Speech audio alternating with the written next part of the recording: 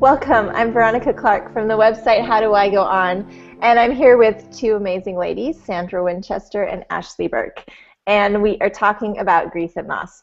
In last session, we talked about fear and how it can be a very destructive emotion, and today we're going to focus on another negative emotion that often plagues people who are dealing with grief. We're going to discuss some of how to overcome the crippling effects and the potentially damaging results from loneliness. Loneliness is a natural part of loss, and it's inevitable that we are going to miss the company of the person or persons that we were close to.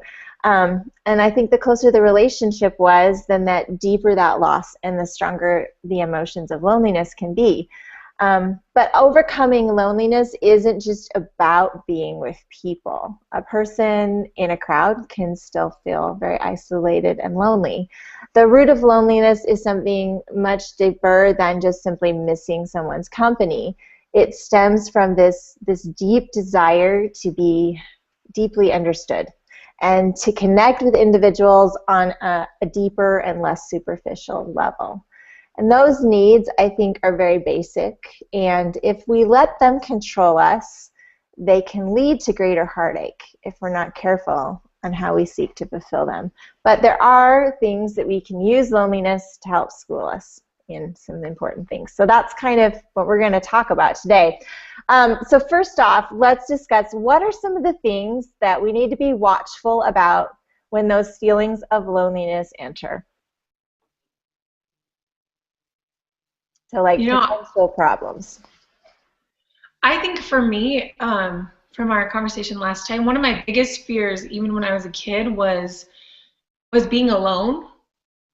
So that was like my biggest, so it almost like magnified it, that it was already a fear of mine, and then just that truth being drilled in, you are alone, and I got really stuck in that life, so I couldn't even appreciate the things that I did have, because I was dwelling so hard on that feeling of being alone. For me, as I was thinking about this, right after my husband died, there's a point where you're kind of shocked, and then about 2 to 3 months after your spouse dies, it's like all of a sudden you have this overwhelming loneliness and you want to date.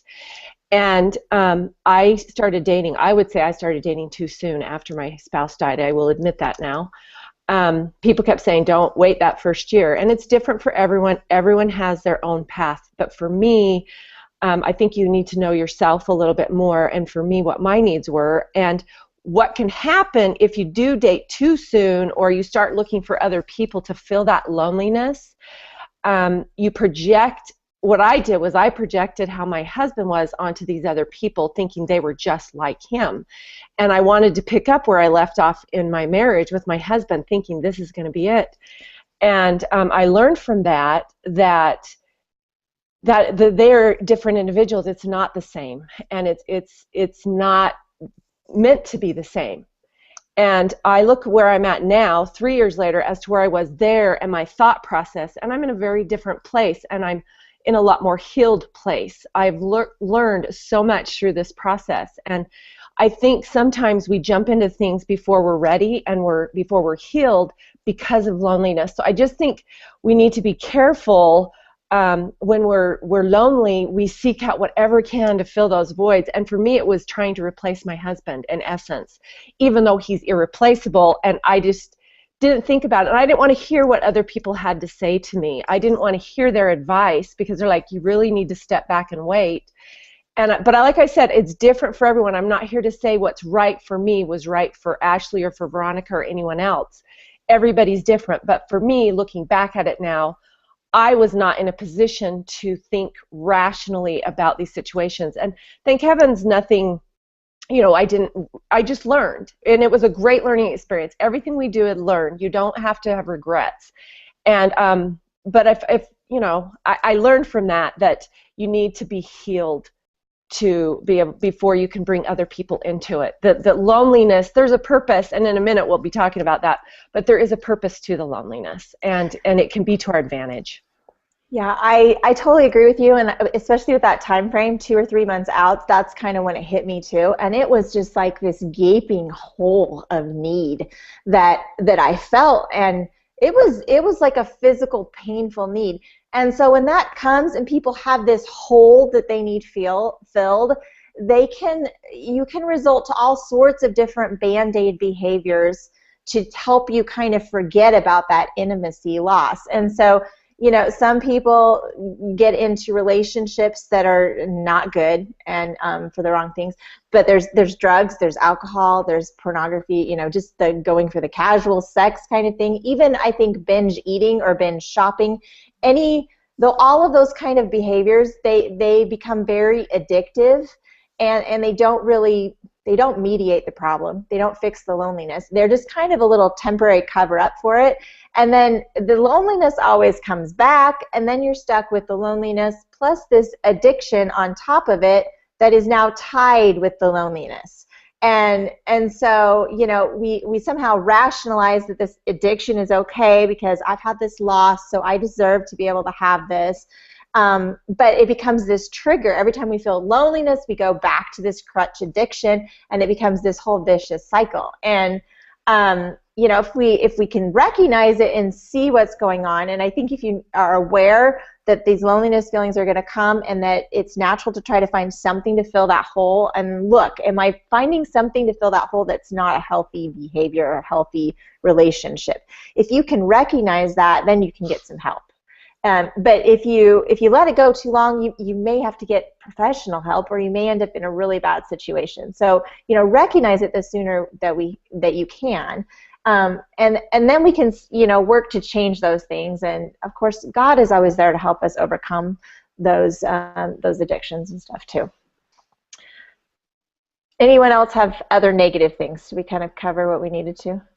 Because there are some positive things that these feelings of loneliness can do. They can be incentives to help us better ourselves. So what are some of your experiences? What good things is loneliness teaching you, or what things has it taught you? Well, for me, I honestly, I have learned to put God there.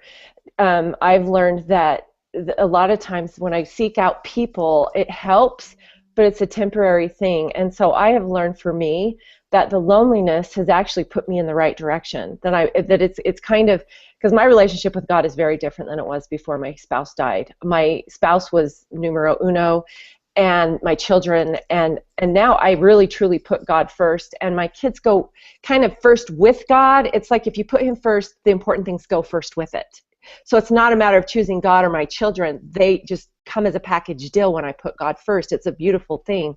And I'm learning that. And I think the loneliness, I'm learning through the loneliness that when I turn to him is when I get more help. And it's more satisfying, if you will. So I'm learning that it's okay to have those little cracks in me from being broken from all the things that I've been through, because when God puts light in, we radiate that light out to other people, and we are in a position to help other people. We're in a position to give guidance, and other people are there to see our light too. And so it's like a beautiful thing. It's a team effort. We can help each other. So I'm actually really seeing some benefits to the loneliness, even though it sucks. I'm not going to lie. I hate it. And it's hard. I mean, there's times when your heart feels like it's going to break in two. Literally. It is.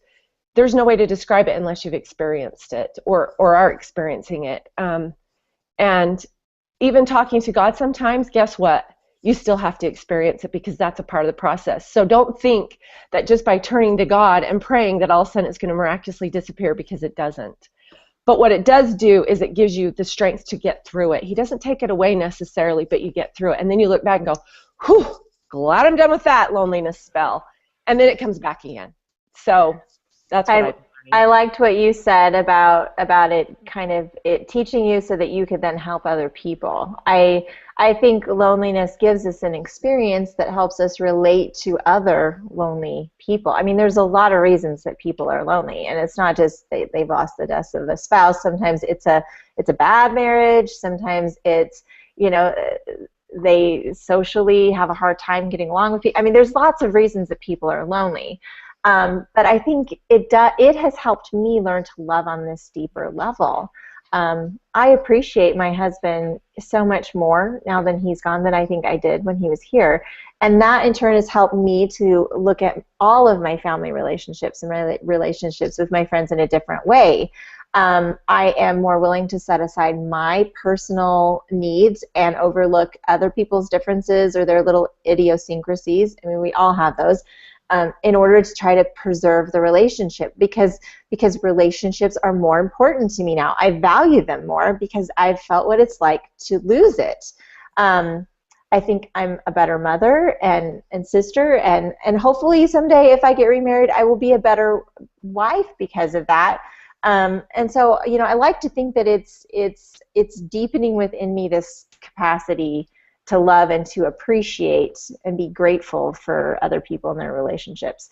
And Ashley, I'm kind of curious because you remarried on the sooner end, but how has, and I'm sure you've experienced loneliness, not just from your husband dying, but in other aspects of your life too.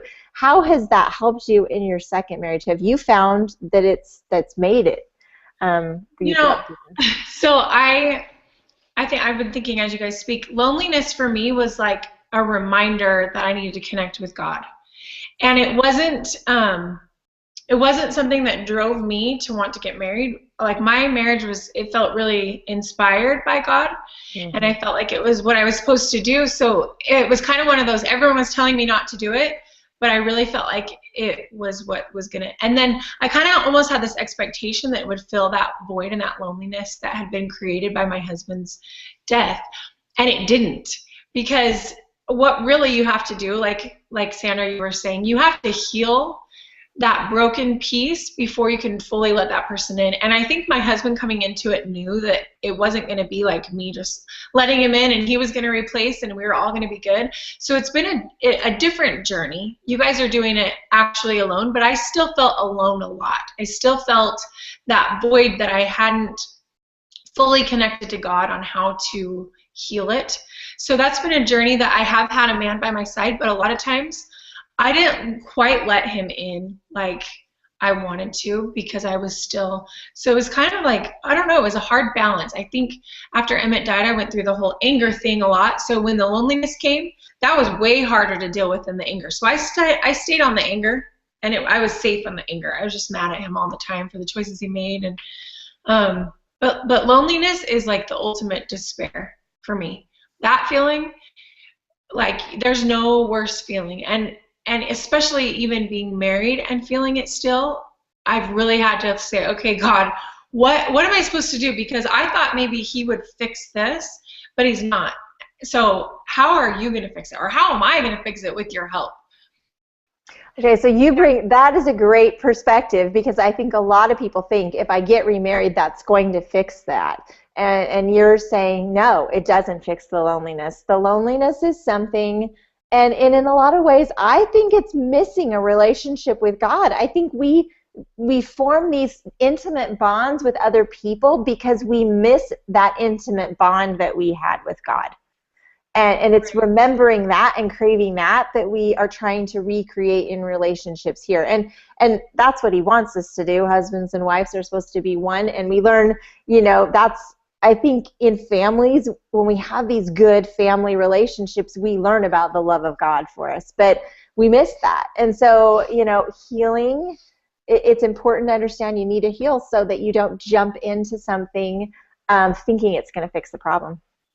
Totally. And the greatest healer is the pure love of Christ. And for us to give the pure love of Christ, we first have to figure out how to get it from him, and to really love something, we have to give our whole hearts. And so I've had 5 years to get there with my husband now, but we definitely had a rocky road as he went through his own trauma and I went through mine, having to first find the love of Christ before we can fully love each other. And that's okay. This is a normal process that we're all going to go through in different ways and at different times. And sometimes Heavenly Father is going to send somebody to be with you, and other times He's going to say, I need you to do this by yourself, and I need you to be strong, and I need you to figure out how to love yourself and to love God, and then everything else will get figured out. You know, I love that because, and as you've been talking too, Ash, I think about it, and I think it's back to we all have a path that God knows our plan and our path that we're supposed to be on.